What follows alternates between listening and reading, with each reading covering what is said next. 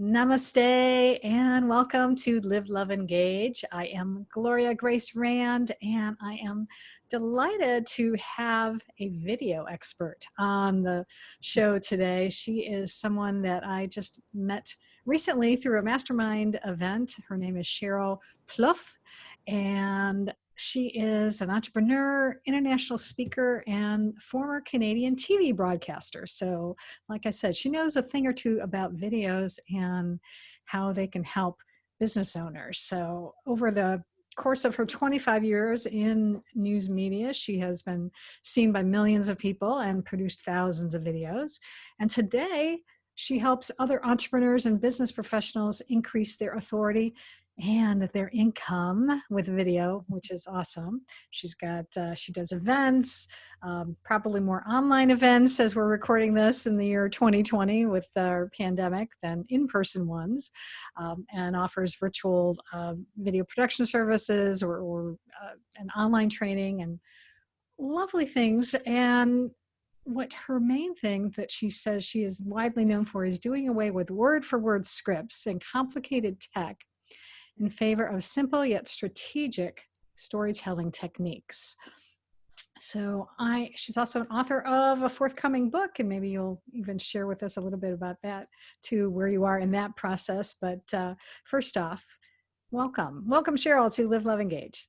Thank you so much, Gloria. Really happy to be here and excited to be able to impart my insights and knowledge about how to really utilize and leverage video to grow a business. Yeah, I appreciate that because it seems to, especially this year, have gotten to be really important for just about everybody. I think even just to be able to know their way around a Zoom, as I'm using Zoom to record this, actually to record the video for my YouTube channel. So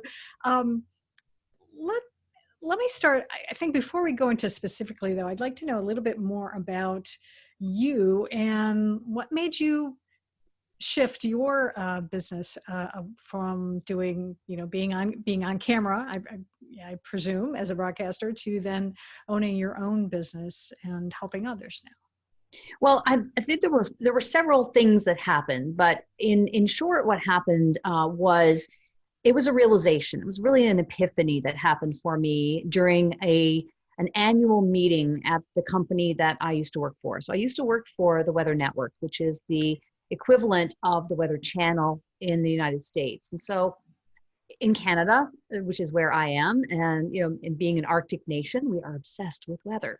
And as such, the Weather Network is really one of the top brands, the most well-known brands, in Canada. So it was a really not only profitable company, but well-known company, and really one of the best managed companies in the country. So here we are, we're having this annual meeting, and there are, 400 of us probably in the arena or in the theater. And we're listening to our CEO, and we're listening to all the managers getting up and talking about their departments. And then at one point there was a discussion about digital and how the future was digital, and the company is reinvesting in digital. It was digital, all the way. And the whole bunch of us who are in the television department are kind of looking at each other going, I don't hear him talking a lot about investing in television right now. Oh, wow. So it was a bit of an epiphany, a bit of a realization that, if we're going to be investing a lot in digital, where does that leave us? Right. And it was the first time that I really started to think about, and I think I've always had an entrepreneurial bug in me, but it was the first time I'd thought about, is this a time? Is this an opportunity? It was like the nudge was inside of me to start thinking about what would be the next phase of my life and career. And maybe it's not television. Yeah. Maybe it's the new television. And because that's really what I believe social media is today, is the new television. So that was the short version of where that stemmed from. Okay. But then, a bunch of other things happened. And then eventually I just made proof of concept, started coaching, started working with people. And then here we are all these years later. Awesome. Well, as I said in the intro, is that we met as part of a mastermind program, an event that was being held, and they were doing some breakout sessions, and you were one of the facilitators, and I definitely was impressed with the way you managed the room. And because managing people on Zoom is not an easy thing, I think sometimes it can be not quite as bad as herding cats, but I think to be able to keep people on task and to make sure that everybody engages is challenging, because some people, I think, they still don't know necessarily maybe the right etiquette of how to participate. But as we've seen in the year 2020, everybody is on Zoom. And do you see that this is going to be something that is going to continue even once we sort of get back to at least being able to go to networking meetings outside? I won't say the normal, because there's never any normal, but when we get back to a little bit more of a little bit of the way things used to be. Well, the first thing is I wish I'd bought stock in Zoom before the pandemic. Let's just put that out there. Really wish I'd done that. There's a fun YouTube video. I don't know if you've seen it. There's a viral video on YouTube where she's talking to herself 4 months previous. And she talks about that. I wish I'd bought Zoom stock.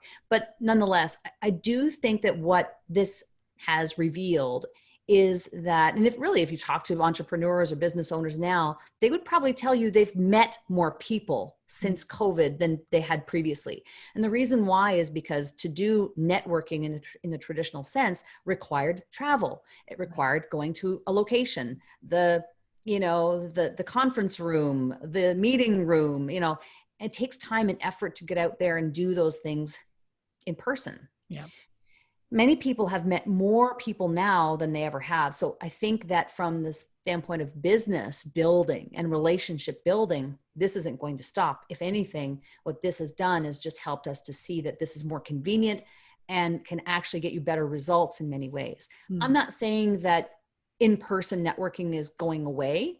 Right. I think once we're back to full strength, those meetings will continue. In-person events will get back to, getting going again. But I don't think this is going anywhere. And to your point, Gloria, about people, being able to get on Zoom and be able to manage, whether you're in a breakout room or whether you're in a Zoom meeting, there is a certain amount of etiquette that is involved. So for example, just to give something tangible to your audience, right now, I see you only peripherally below me right now. I see us in a gallery view below me because I'm looking directly up at the lens. What often happens, people look down at the person that they're talking to, which is normal. Of course, you want to look at the person that you're speaking to. Right. But on Zoom, you have to rely on your peripheral vision. It's better to be looking at the lens and connecting there. Little things like that make a big difference as to whether or not you can connect with someone truly through this lifeline we call video now. Yeah, absolutely. Yeah, that is definitely something that I still occasionally find myself, I wind up looking down, but I do too. I do too. I'm not perfect. No. Yeah, exactly. So I think as long as you keep doing it, I know I was on, and this is going back several years, but someone told me once that this could be a good tip to help people is to put even like a little sticky note right next to the camera, so that, even with little eyes or something as a reminder, for you to look up. And quick story, just a funny story. I had a client at one point, and I teach that about connecting to the lens and looking at the lens. And they took a little cardboard cutout and made a little person and then cut up the circle for the lens and then put it right on top of the camera. I thought, that's brilliant. Do what you have to do. Absolutely. Absolutely. We've sort of been hinting around at it, but I would love to hear from your perspective, especially. Why is video so important for business owners, especially as something they need to be participating in as a way to promote their business? But why is video as opposed to just being on Facebook, just posting or blogging or anything like that? I think it's because video is the closest thing we have to being there in person.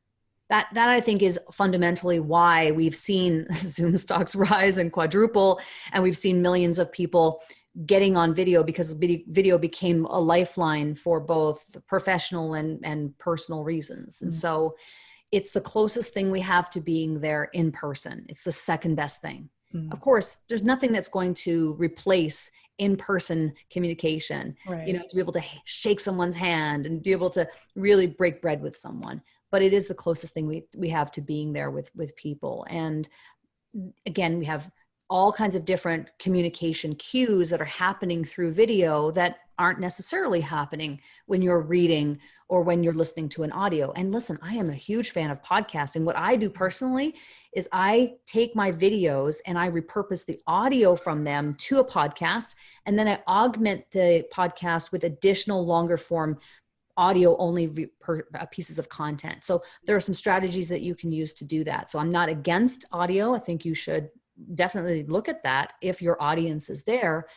And then written content, I'm not a big fan of long form blog posts. I just don't think that people are reading long form blog posts anymore, with the exception of a few industries. Yeah. But generally speaking, they want the convenience of video. They want to be able to press the play button and have you feed into them the things that they're after. And I think from a business perspective, let's just keep it real. Your business cannot survive if you have no customers. So that's fundamentally what it is. And Exactly. so, why is video important? Because you need to get in front of people. Yeah, absolutely. And I think it's definitely a lot more easy for someone to then be able to create that like and trust factor when you get to see someone and be able to, as you said, see the facial expressions and hear the tone of their voice. It's definitely a lot easier to be able to do that and have that relationship than when you are, as much as being a writer, and that's been my primary business, has been writing for websites. I still think there's a place for that, but I agree that I do too. I think there is a place for, written content in certain industries. Long form blog posts is the right approach. Yeah. I just don't think that people are reading them in droves like they used to, Right. in light of the fact that it's easier now for people to press a video and have you feed stuff into them. Yeah. Having said that, let's talk about books, right? So yes, from a branding perspective, from a business perspective, having a book, and you mentioned it earlier, I will be writing a book at some point in the future. I don't have the details of that. It's really my way of keeping myself accountable to the fact that I'm going to do that. It's my declaration to the world to say, I will write a book. I'm the only person in this house who hasn't yet. So I will write a book about authority building with video at some point in the future. But I recognize that the written word is very, very powerful from a brand perspective. Yeah, absolutely. And that is a very good tactic that you're doing, because it does, the more you say that, you declare it to the universe, I am the forthcoming author of this book, it will get done. Case in point, I'm writing my book right now. And I started doing that. It was on my email signature. I am the author of this forthcoming book.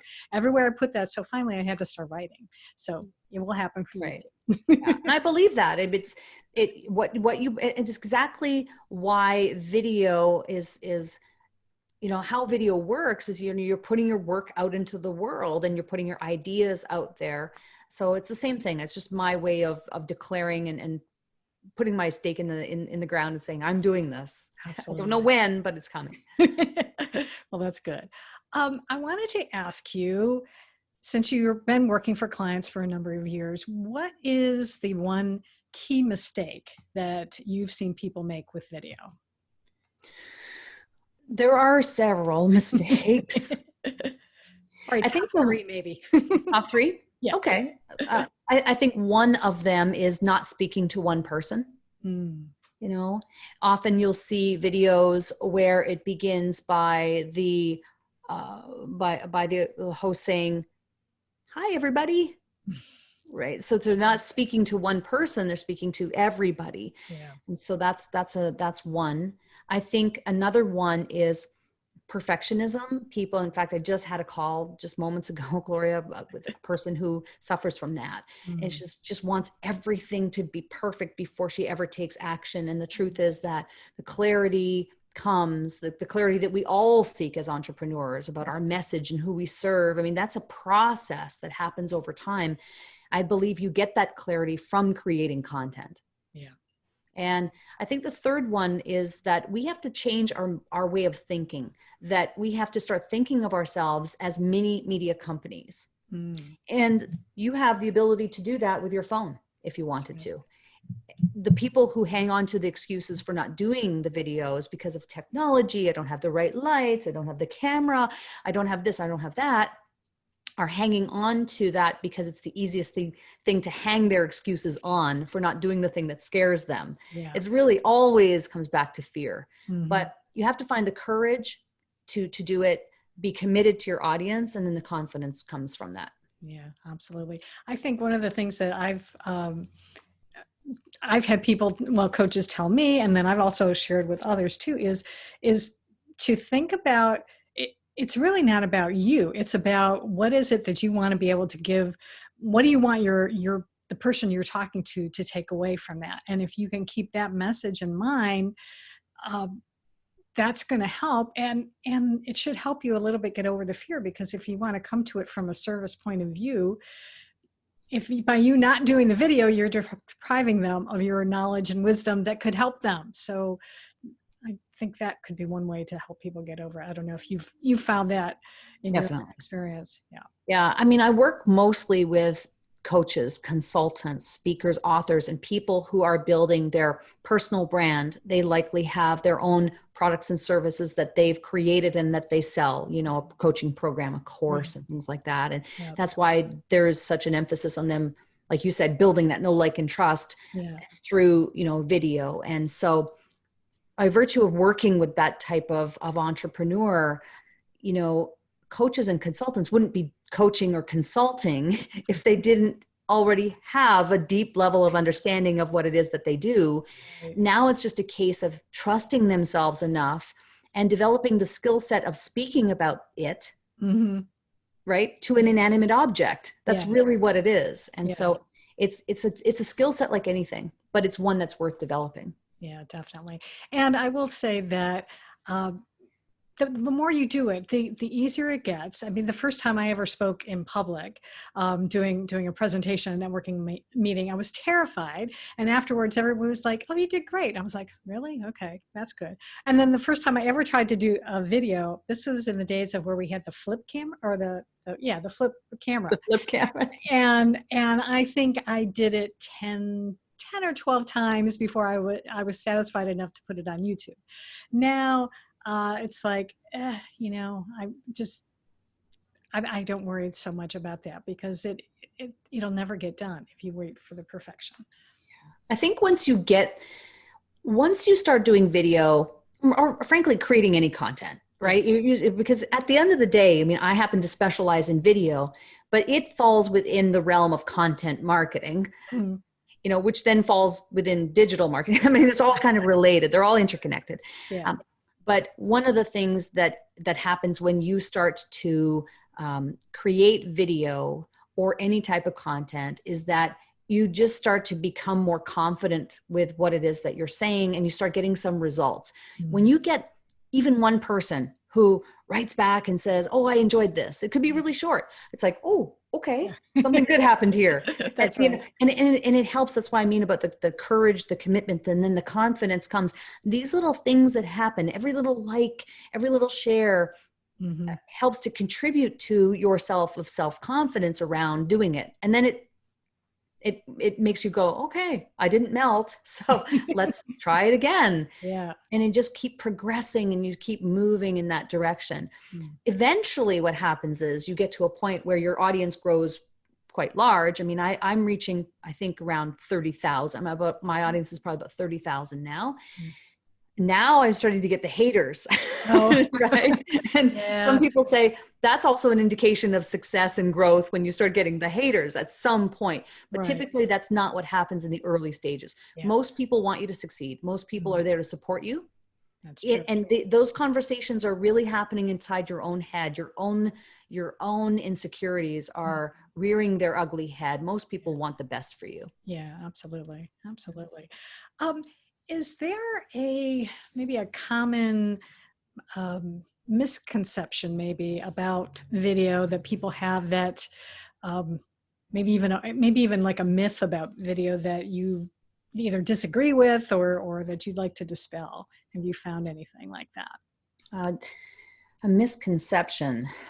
Well, I think if there's a misconception, it would be that video is so complicated that it's unattainable, Mm, and that used to be the case. yeah. It used to be that way when I was, in my heyday as a TV Hmm. broadcaster.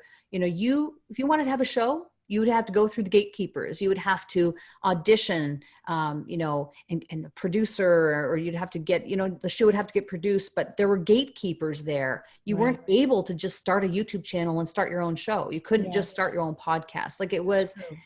so I think that there's a misconception that it's more complex.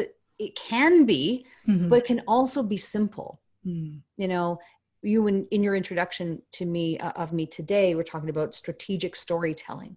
And I think that's fundamentally what we need to be realizing is that, it's about strategic storytelling. The technicality of it is something that can be learned, Mm. and the truth is it's been democratized. I mean, you can just use your phone, really. You Yeah. can use a webcam. That's the easy stuff to teach.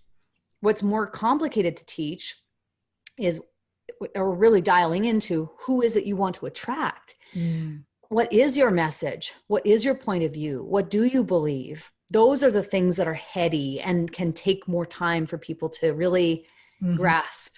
The technology is the easy stuff. Yeah, that's true. Yeah, because I do remember when I first started my business, I had a friend who was trying to get a show going, and actually, I think I had another friend who was trying to get on like the Cooking Network or something, one of these things. And now I have other friends who are literally doing cooking shows from their kitchen, and they're just it's up on YouTube, and it is. And they're building an audience, and they Yeah. might even be monetizing it and selling their own products. I mean, that's the beauty of the world we live in. I personally think it's the most exciting time to be on this planet. Imagine what is at your fingertips. It's Oh, just the only thing that's standing in your way is your decision to do it. yeah. Mm. And having the courage to take those first few steps, or find the people that you need to connect with to help you if you want to go faster. Right. But at the end of the day, I mean, everybody can start it. Anyone can start a show on any topic. And that's fundamentally why the TV industry got disrupted, Yeah. right? Which That's is true. where I came from. Thankfully, I saw it for what it was and went, whoa, I want to be on the side of expansion as opposed Right. to, you know, retraction, or is that the word? Yeah, I think so. I just knew that I wanted to be ahead of that curve. Mm, absolutely. What could a business owner do right now? Like one thing maybe to get started. What would be the first thing that they should do if they want to start doing videos? I think it's looking at what is the strategy, right? Why do it? I mean, let's analyze. Okay, what is the plan? Oftentimes, I think people get this idea. It's like, well, I know I should do video. I see my competitors doing video. Everybody else seems to be doing video. Let me just turn on this camera and just start talking about something nonsensical. Sometimes it ends up being a stream of consciousness. It's just people talking for the sake of talking and hearing Right. their own voice. And that's not strategy. That isn't really going to move the needle for your No. business. Yeah. You can do that personally. Absolutely. Hmm. Absolutely. Go for it. But if you're looking to use video for business, there has to be a strategy that underlies that. What is the roadmap? Who are we talking to? Again, some of these fundamental Hmm. decisions need to be made about who is it we're trying to attract.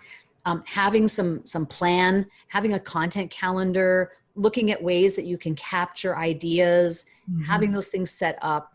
Those are all things that we do. Virtual video production is one of the services that we offer, and that's what we set up. We set up these systems. We set up ways to be able to track it. Having some knowledge around finding the intersection between what is your area of expertise, how are people actually searching for that, and then making it sound like a title that people would actually click on. So it's an art and a science, but I think that's fundamentally it's having a strategy. Absolutely. That's the same exact thing I talk to other small business owners when they want to do blogging. It's like, that's like the number one thing. So I love that you said that. Yeah. Because it's just like if you're going to if you're going to go out driving, if you have a specific place to go, but first you don't just get in the car and drive. Usually you have to figure out, where is it that I want to go? And that's the way that you're going to be able to get there, because then you can start following the GPS or whatever, and it's going to help you get there. But you just start driving aimlessly, you're not going to reach the customers you want to reach very easily anyway. It's going to take you a lot longer. How has the pandemic impacted you and your business? How has that been? What have you found this year? Well, I've been busy. I've been busy because so what happened was when COVID hit, a lot of things dried up for people because they had put so much stock into networking in person or live events and meeting people at conferences, and all of these things dried up in an instant. Yeah. So everyone was panicking, and they were left going, if I don't find a way to connect with my prospects, clients, customers in another way, my business will no longer be. Yeah. And how do I generate leads? How do I keep the pipeline going? And that's why, and then obviously everybody just immediately went on to Zoom. Zoom ended up really rising to the top in terms of being the premier choice. Yeah.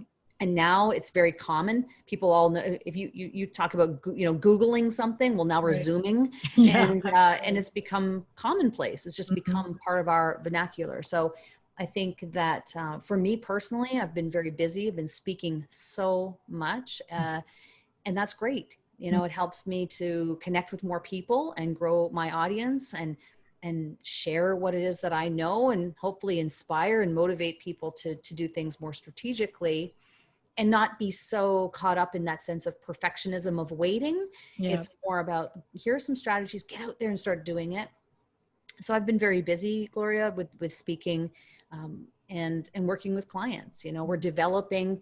In fact, it's interesting because about 4 months before COVID hit, actually maybe longer than that, maybe 6 months, I developed this virtual video production piece of my business about 6 months before COVID.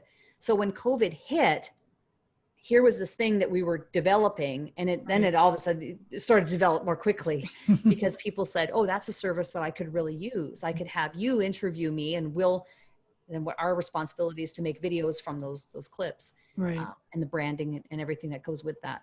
So I've been very busy speaking mostly and working with clients in that area. Very good. And that just actually made me think of curious to see your point of view, because I've read different articles on the subject over the years. What is like the most important video, or maybe a couple types of videos that a business owner should either have or be doing? Could you speak on that a little bit?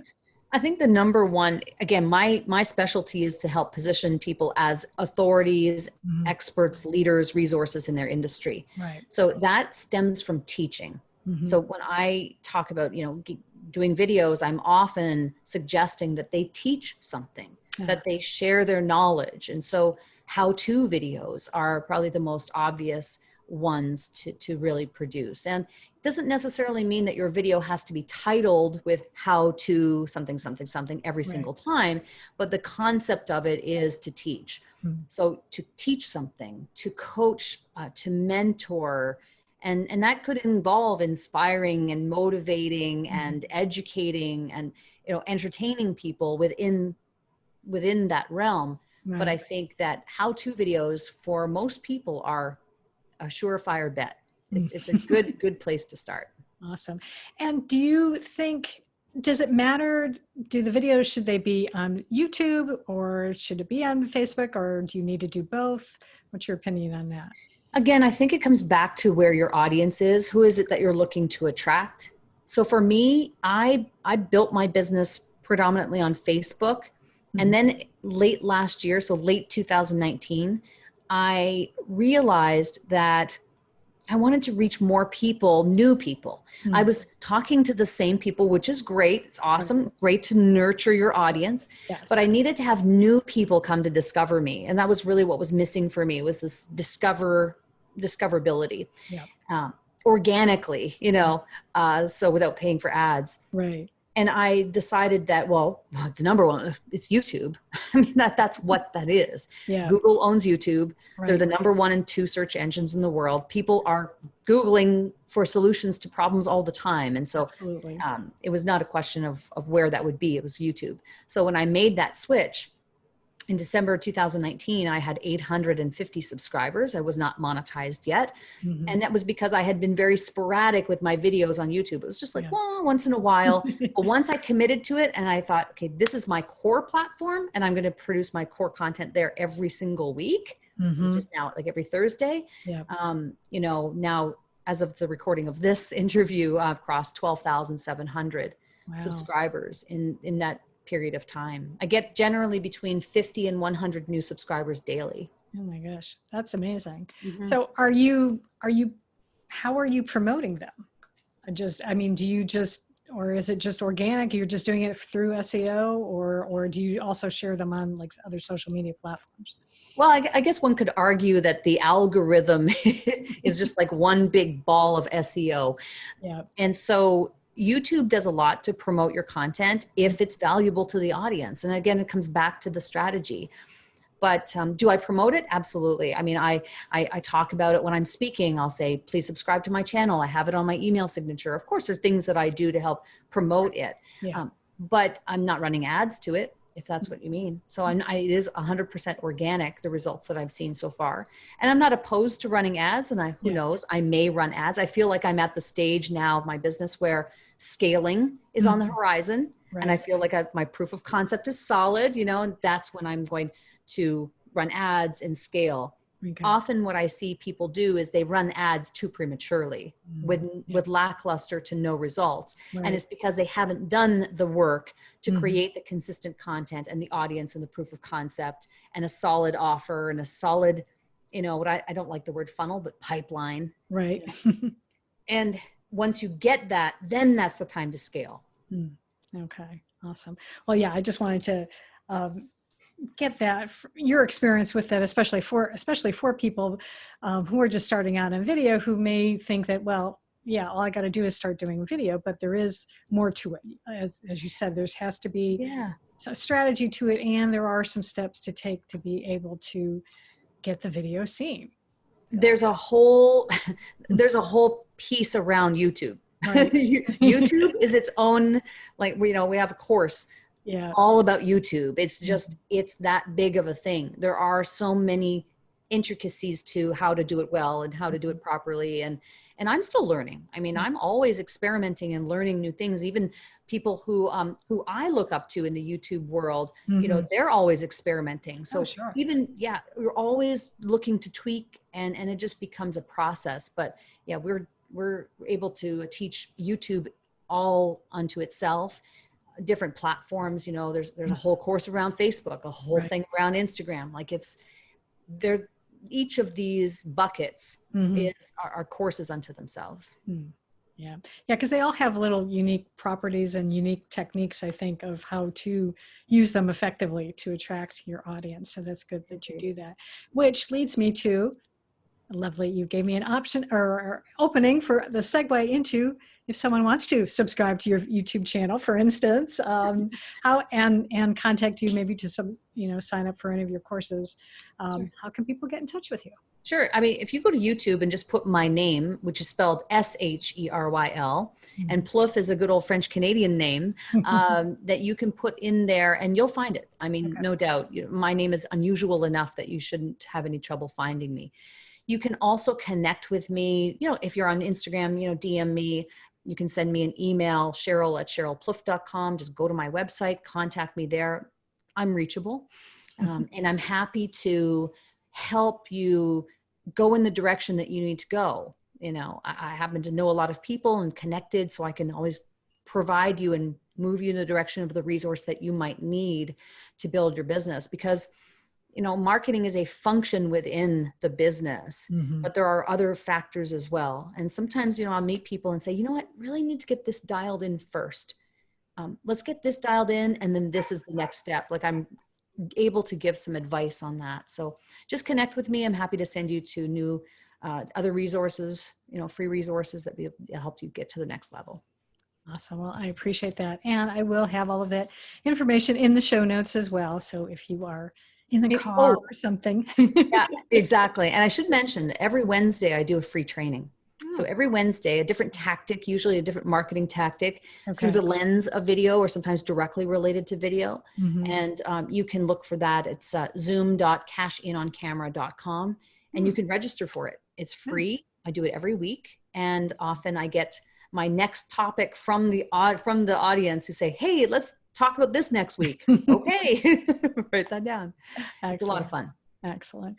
You know what, if you don't mind, I have one last question because it just occurred to me, only because I saw your cat walking in the Um, background there, or it looked like there was some four little legs going by. But I know that some people are always like, how do I make a viral video? What do you say to when someone asks you that question? no, wrong goal. Virality is not dictated by you. It's dictated by other people, and Mm, you can't control other people. So as wonderful as it would be to have a viral video, yeah. that shouldn't be the goal. The goal should always be to be providing as much value as you possibly can through a strategic plan Mhm. and letting it fall where it may. You know, I have a video on my YouTube channel that's just about to approach 700. I think it may have already, I think it's over 700,000 views right now. Wow. And that's great. That's Yeah. awesome. I don't look at that and go, oh, every single video of mine now has to reach 700,000 or it's an abysmal failure. Yeah. You know, it's just an anomaly.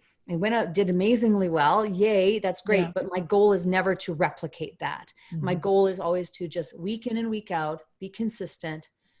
That's probably the most important thing. But virality is not controlled by you. Mm. Okay. Awesome. I suspected that as well, but I wanted to hear you say it because it's always good to have the expert say it. So, yay. Well, I really appreciate you taking time and sharing some wonderful words of wisdom. And hopefully, you have inspired a business owner out there to take the leap and, be brave and just do a video and know that, yeah, you're going to flub up the first time and it's okay, especially because you know what? I think it makes you more real. I've seen actors. Oh, I think it was last year or something. They were doing some live broadcast, and they even screwed up their lines and kind of looked at the audience for a minute and then say and then finally got it. But I mean, if people who are making tons of money can screw up and be okay with it, you can too. There are whole shows dedicated to that. When I was a broadcaster, we had bloopers and we Mhm. would make whole reels of that for our Christmas party. And Yeah. even one of my colleagues had a blooper that ended up on a British bloopers show way Oh, back wow. when. Yeah. Yeah, I mean, that's why, because we love to be able to see that, oh, other people are human just like me, Yeah. and that none of us are perfect and we all make mistakes, but that we rebound from them, Yeah. you Absolutely. know. And Gloria, I would say this too. I just was thinking about this too, that on my YouTube channel, on the top part of the channel, are Mhm. some free trainings that people can opt in for as well. Oh, awesome. All Mhm. right. Well, very good. Well, thank you again for being Thank here. you. I so This was appreciate fun. you. And thank you, everyone who is listening and watching. And I hope you will also subscribe to my YouTube channel too. Exactly. Because I have a new podcast drops at the minimum every Friday, and sometimes you get them during the week as well. So until next time, as always, I encourage you to go out and live fully, love deeply, and engage authentically.